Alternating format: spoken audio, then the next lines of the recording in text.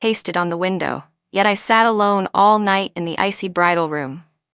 My newlywed husband, David, spent the night in the next room accompanying his distant cousin, Lena, who had scraped her knee. I was a military wife. He was an officer. This marriage was something my family secured only after pulling countless strings. In everyone's eyes, I was the one who should have felt grateful, the one marrying above my station. In my past life, I believed the same. So I endured. On our wedding night, when he abandoned me to take care of his cousin, I endured. The next day, when he tried to take the fabric vouchers my mother had given me as part of my dowry to make new clothes for the frightened Lena, I endured that too. I endured my mother-in-law's constant disdain, endured Lena's manipulative sweetness, endured David's repeated coldness and betrayal. I sent him my salary, every subsidy my parents gave me, everything, all to David's family. I only wanted the reputation of a virtuous wife, someone who wouldn't tarnish his military career. And the result? I worked myself into illness. When I needed money most to seek treatment, David's family couldn't give me even a penny. David, however, used the money I had saved through hardship and frugality to buy Lena a house in the city. Their entire family moved into the new home while I died alone on a cold hospital bed. In the moment I closed my eyes, the only thought I had was that if I could live again, I would never allow myself to be this pathetic. I never expected it to actually happen. When I opened my eyes again, I had returned to that absurd wedding night. The door creaked open, and David walked in with the cold night air still clinging to him. He was still wearing his brand-new military uniform, his sharp features full of impatience. "Why aren't you asleep yet?" he demanded, as if my staying awake had been a serious mistake. I lifted my eyes and quietly looked at him. This face had once been the spell I was obsessed with for half a lifetime, yet now it felt painfully ironic. "I was waiting for you," I said calmly. He paused, probably not expecting such a composed reaction from me. In my past life, I cried the whole night and woke the next morning with swollen eyes. When he saw me, the undisguised disgust on his face was unforgettable. "Waiting for me? Lena is weak. She scraped a big patch of skin. I had to stay with her until she finished her medication," he said, completely matter of fact, as if that were 100 times more important than our wedding night. "She finished her medication?" I asked. "Yes, she's asleep now." "Then can you fulfill your responsibility as a husband?" I asked. David's frown deepened. He looked me up and down, his gaze filled with scrutiny and unfamiliarity. "Emily, what's wrong with you today? Why are you talking like this? Aren't you usually the sensible one? Lena is my cousin. We grew up together. She's a guest here. She got hurt. What's wrong with me taking care of her?" I laughed. The word sensible was a poisoned blade that had stabbed me all my life. "It's nothing. Go to sleep." I didn't want to say another useless word. I lay down, pulled the blanket over myself, and turned my back to him. David seemed irritated by my attitude, but after fussing around all night, he was exhausted. He let out a heavy grunt and lay down fully dressed on the other side of the bed. We didn't say a word the entire night. A clear barrier separated the two of us. I kept my eyes shut, but my mind was racing. I didn't return to fight with him, nor to compete for affection. I came back for myself, to reclaim everything that belonged to me, to live properly this time. My dowry, aside from the bedding and furniture, the most important things were the few hundred yuan my mom secretly tucked into the bottom of my trunk, along with 100 feet of fabric vouchers. In the early 1980s, that amount of money and those vouchers were a fortune. In my past life, early the next morning, David's mother, my mother-in-law Linda, joined forces with David, pried open my dowry trunk, and took every bit of the money and fabric vouchers. There was no way I would let them get their way in this lifetime. Just as dawn barely broke, I heard Lena's delicate, syrupy voice coming from the next room, mixed with Linda's doting words of comfort to her precious darling. I immediately got up and quietly opened my dowry trunk. It was brand new, still decorated with the red double happiness sticker. I pulled out the little metal box hidden at the very bottom. Inside was a stack of crisp bills and a thick pile of fabric vouchers. That was all the security I had in this life. I carefully hid the money and vouchers close to my body, then grabbed a few sheets of old newspaper, crumpled them up, and stuffed them into the now empty metal box. After that, I restored everything in the trunk to its original appearance. Only once all of that was done did I slowly begin brushing my hair. The person in the mirror still looked young. Her eyes carried none of the exhaustion or numbness from the last lifetime. Only a cold, sharp clarity. A sudden, rough pounding on the door sounded, followed by Linda's loud, grating voice. "Look at the time. You're still sleeping? The sun's already shining on your backside. Hurry up and come out to make breakfast." I ignored her and continued brushing my long hair at an unhurried pace. Soon, the door was shoved open with a loud bang. Linda stood at the doorway with her hands on her hips, her triangular eyes glaring fiercely at me. "What kind of daughter-in-law are you? You expect your mother-in-law to serve you? Are you deaf? I've been calling you forever and you didn't answer." I looked at her through the mirror and slowly said, "Mom, why didn't you knock before coming in?" Linda clearly didn't expect me to talk back.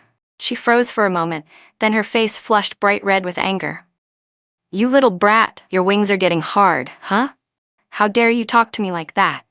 David, look at the wife you married." David walked in behind her with a dark expression. He had already changed out of his military uniform and was now wearing a white shirt, which only emphasized how tall and straight he stood. But the words that came out of his mouth were sharp and cutting. "Emily, how can you talk to Mom like that? Apologize." I stood up, turned around, and looked calmly at the two of them. "What did I say wrong?" Linda pointed at me, so furious she couldn't speak. David's face grew even darker. He took a deep breath, clearly holding back his anger. "Enough. Forget that for now. Take out your fabric vouchers." Just as I expected, I pretended not to understand. "Why do you need the fabric vouchers?" Before David could answer, Linda rushed to speak first, her tone full of indignation as if everything was perfectly reasonable. "What do you mean, why? To make a new dress for Lena, of course.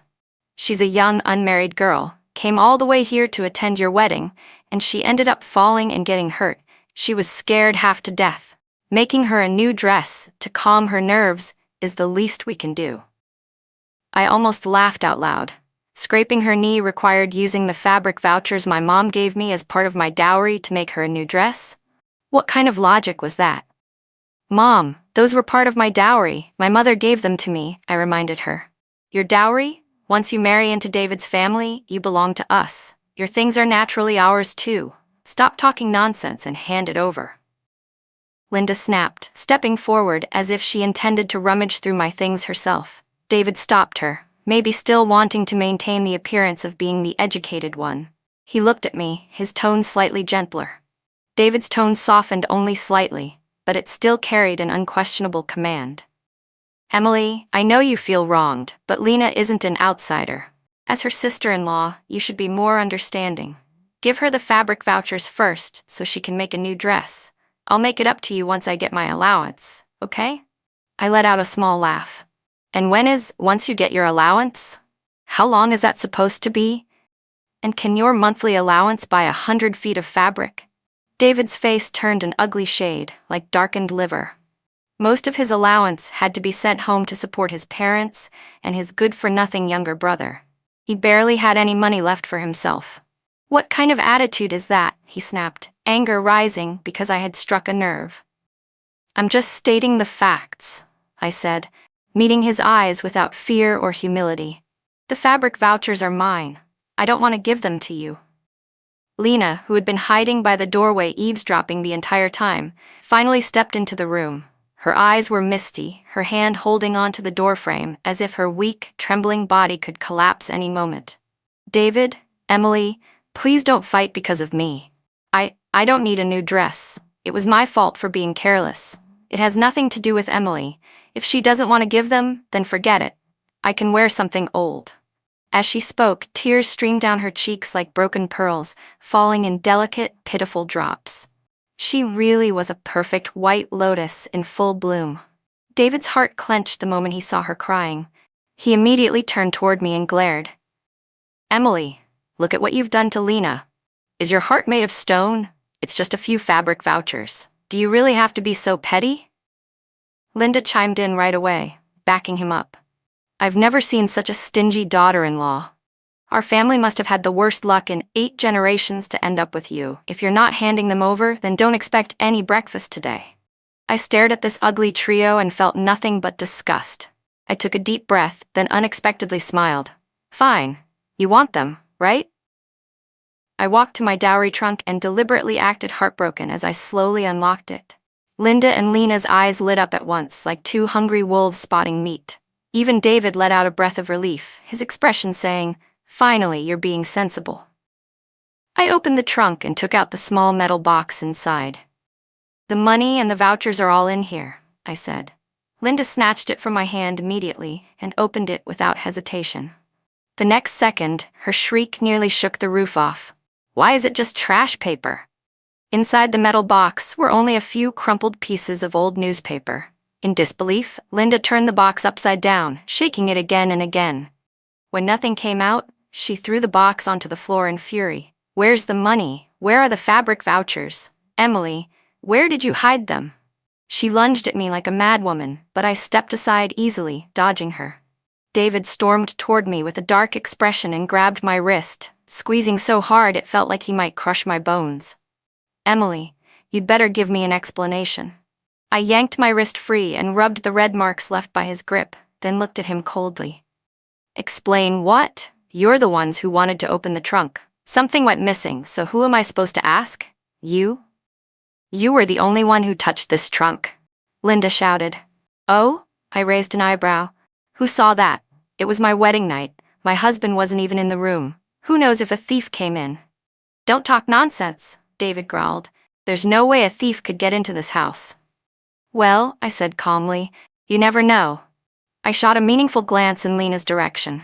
After all, some people were willing to do anything for a little benefit. Lena's face instantly went pale, her lips trembling. "Emily, what do you mean? Are you accusing me?" "I didn't mention any names," I said with a shrug. "That's enough," David snapped as he dragged me aside. Lowering his voice, he spoke through clenched teeth.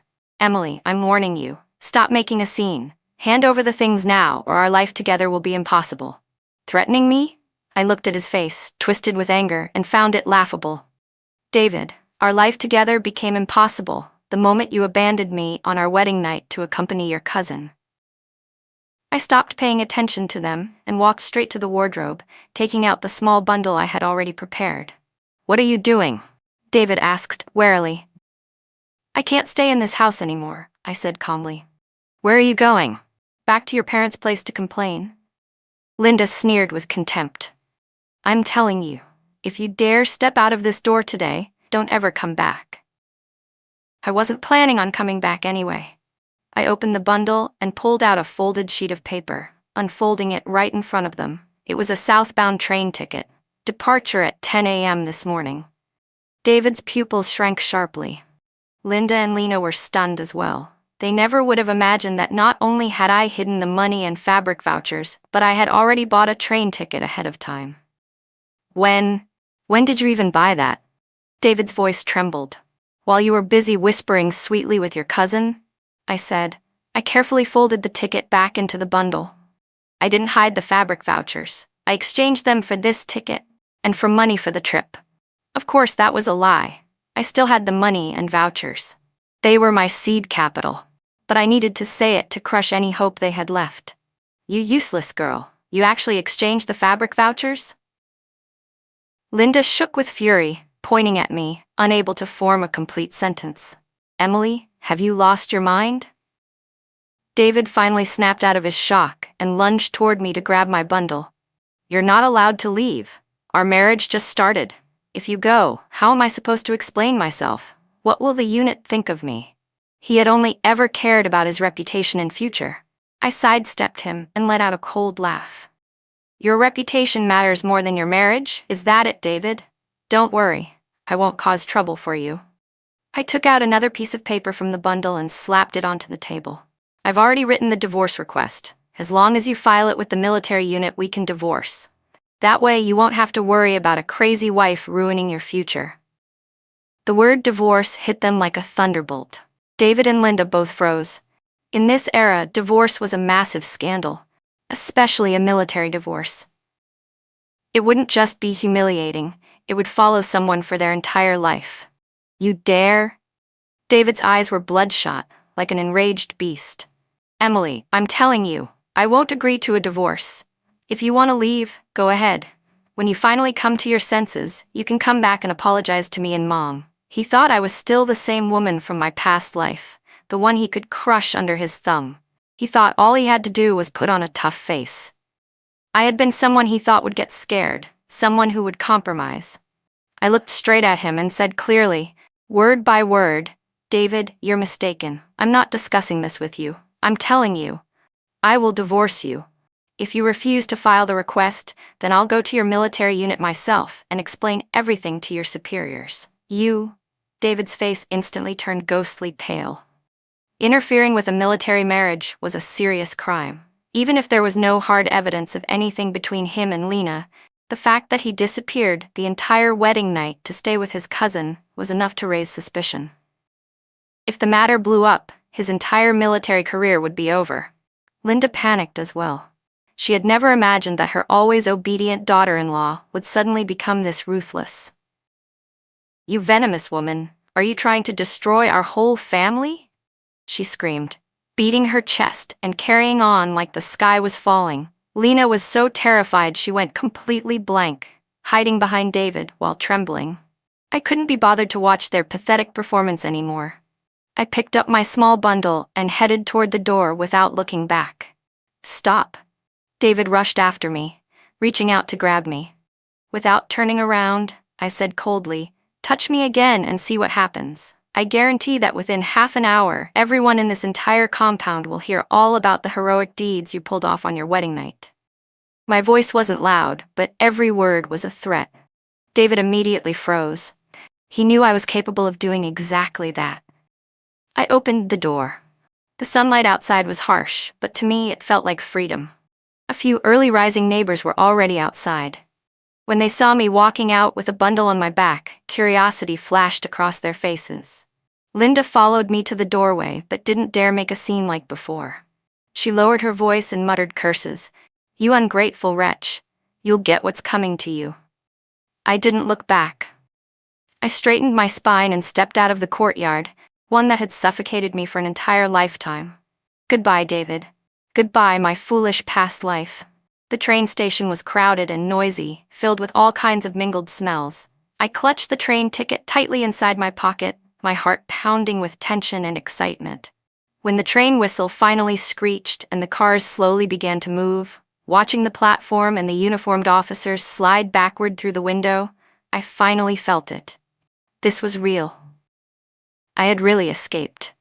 I leaned back against the hard seat and watched the fields and villages rush past outside the window. Memories from my past life surged uncontrollably into my mind.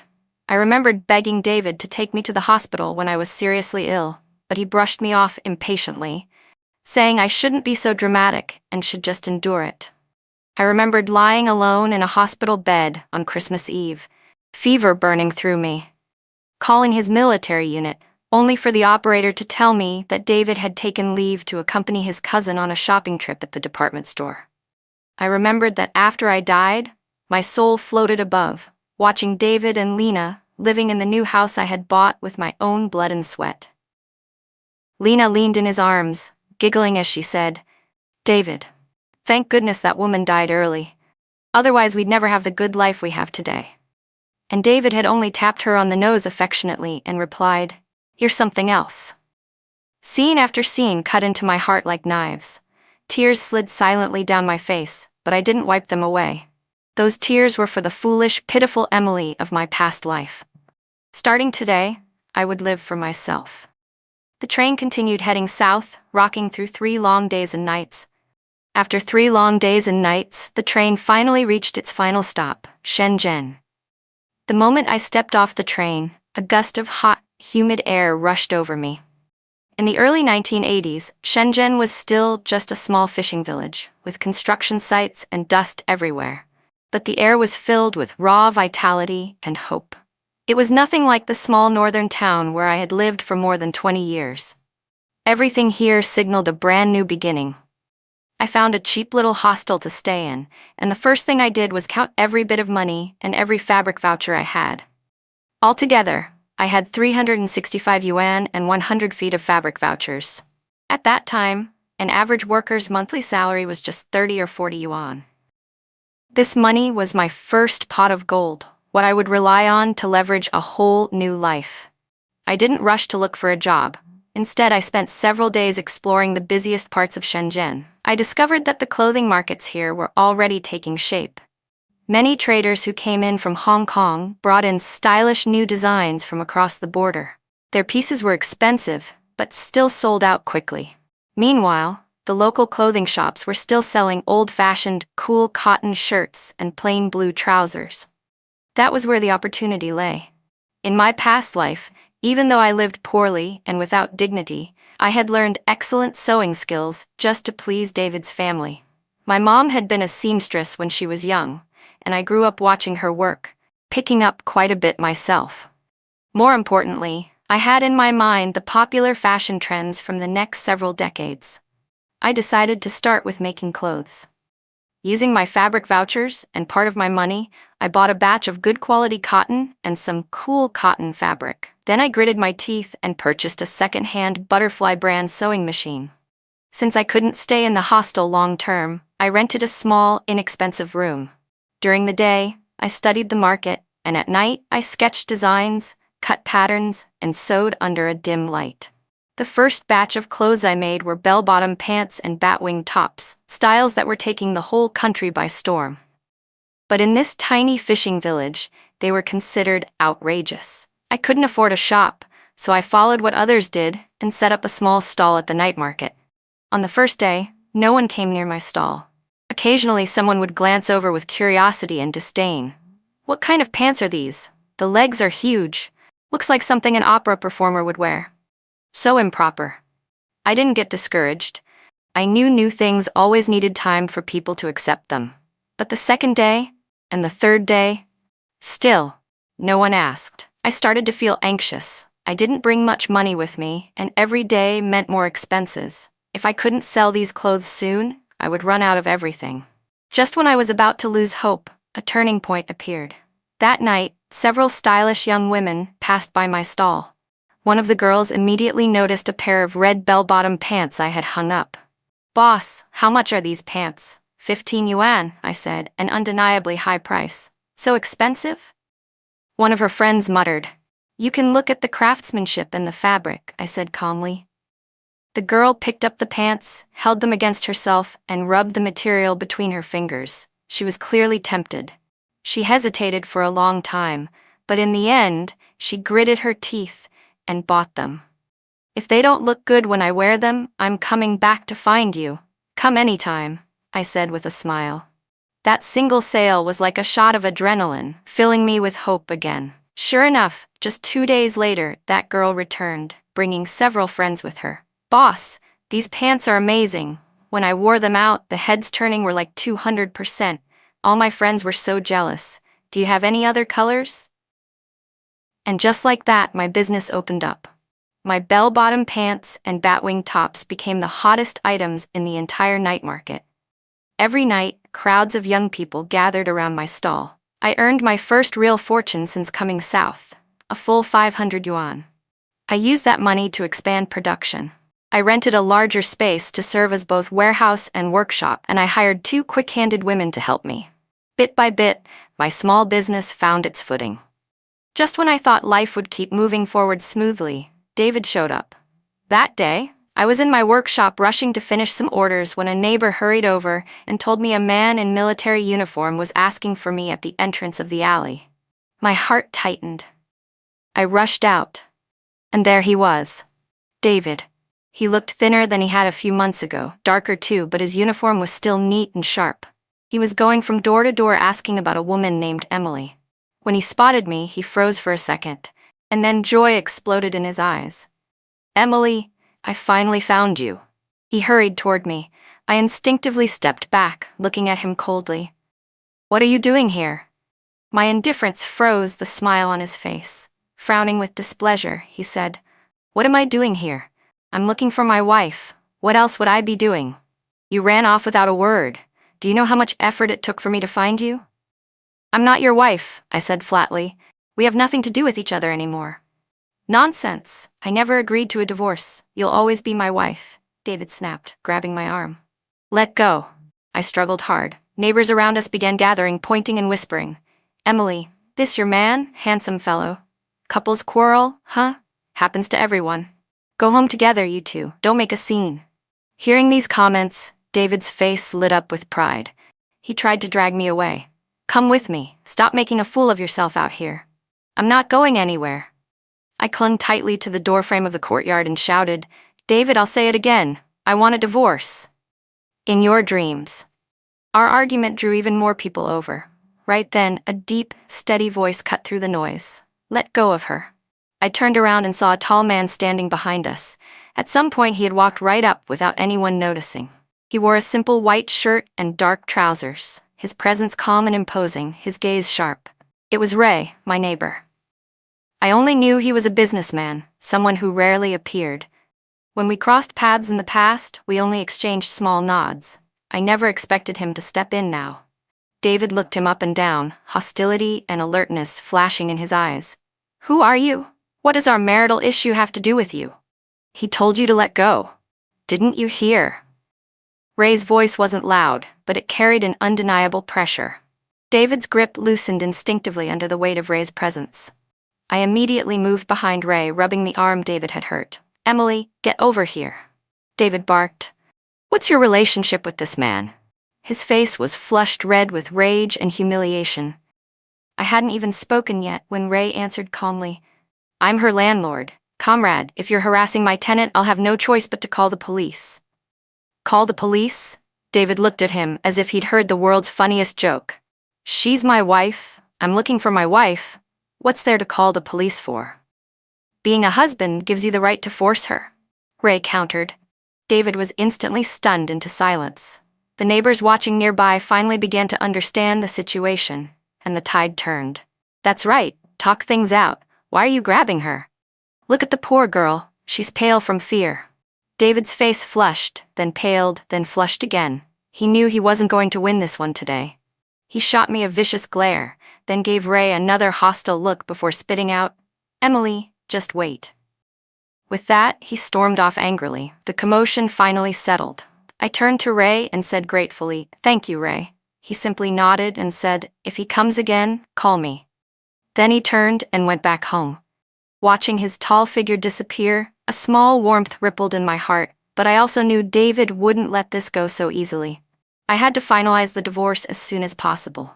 I hired a lawyer, paid him, and had him write a detailed complaint. I included everything about David and Lena, as well as how he and his family had treated me. Then I mailed it directly to the disciplinary department of David's military unit. I wanted to cut the grass at its roots. If he cared so much about his future and his reputation, then I would be the one to ruin both. After doing all this, I stopped thinking about David entirely and threw myself fully into my clothing business.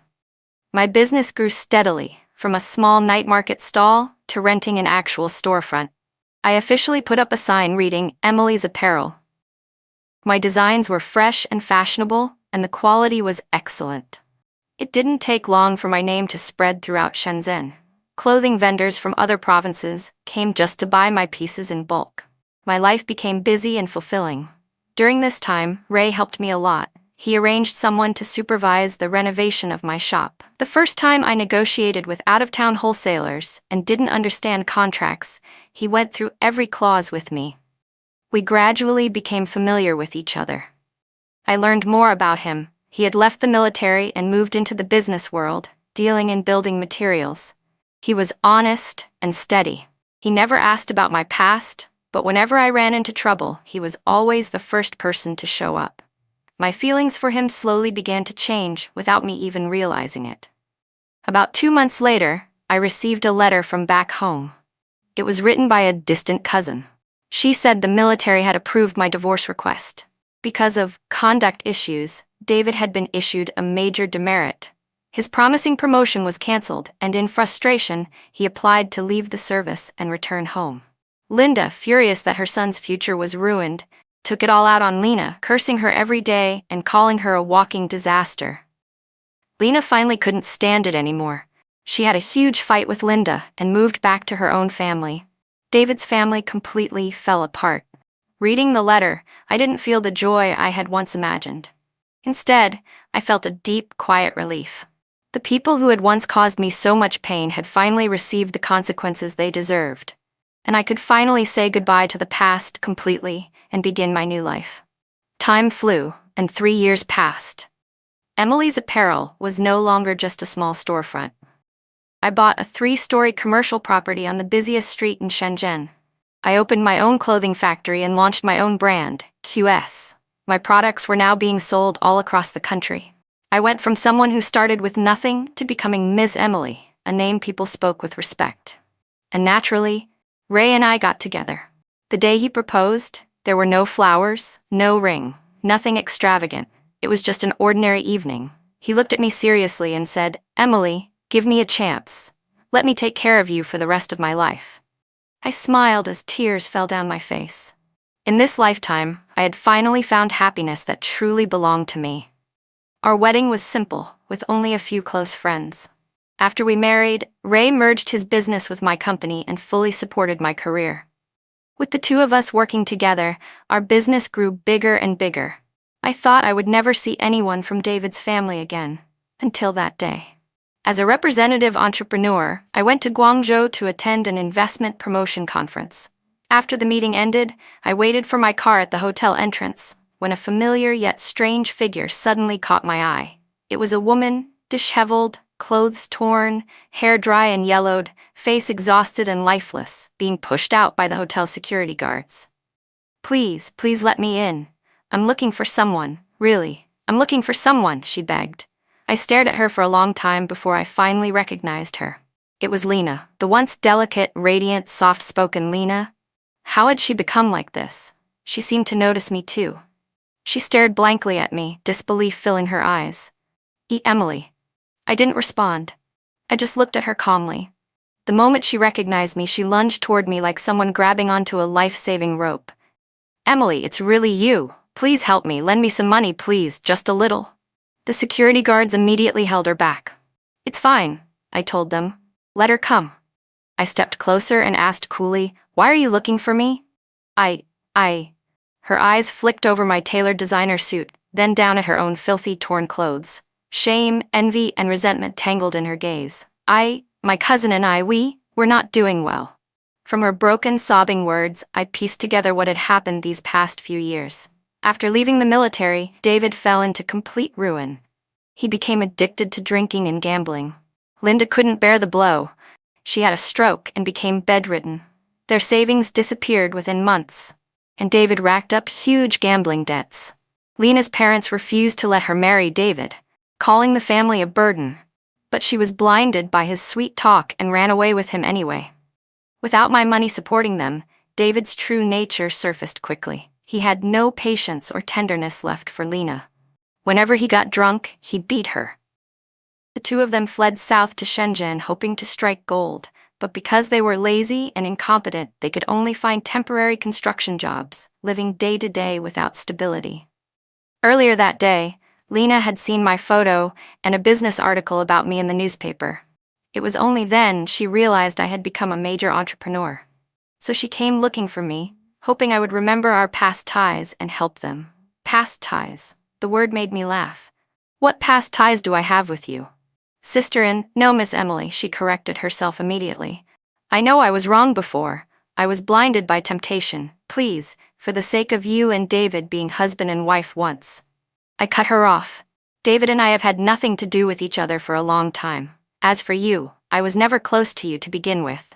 Emily, how can you be so heartless?" Seeing that I wasn't moved by pity or guilt, Lena became desperate. She finally tore off her mask and screamed, "If you hadn't been so heartless back then, how would we have ended up like this? Now that you're successful, you look down on us, don't you? Your money should have included our share to begin with." I looked at her face, twisted by panic and resentment, and all I felt was pity, mixed with ridicule. Even now, she still blamed the world, blaming others for her misfortune instead of herself. I pulled several 100 yuan bills from my wallet and threw them at her feet. "This money isn't for you. It's for your train ticket home. Don't let me see you again." Without another glance, I turned and headed for the car that had long been waiting. Ray opened the door and gently helped me in. As the car pulled away, I saw through the rearview mirror Lena collapsing onto the ground, grabbing the money one moment, cursing at our car the next, like a complete lunatic. I looked away and leaned on Ray's shoulder. "It's all over now," he whispered as he took my hand. I nodded and closed my eyes. Yes, everything was over. The nightmare of my past life had long scattered into smoke. In this lifetime, I had a husband who loved me, a career I fought for, a bright and dazzling future. Outside the window, the city lights flickered on like a glittering river of stars. I knew the best years of my life had only just begun.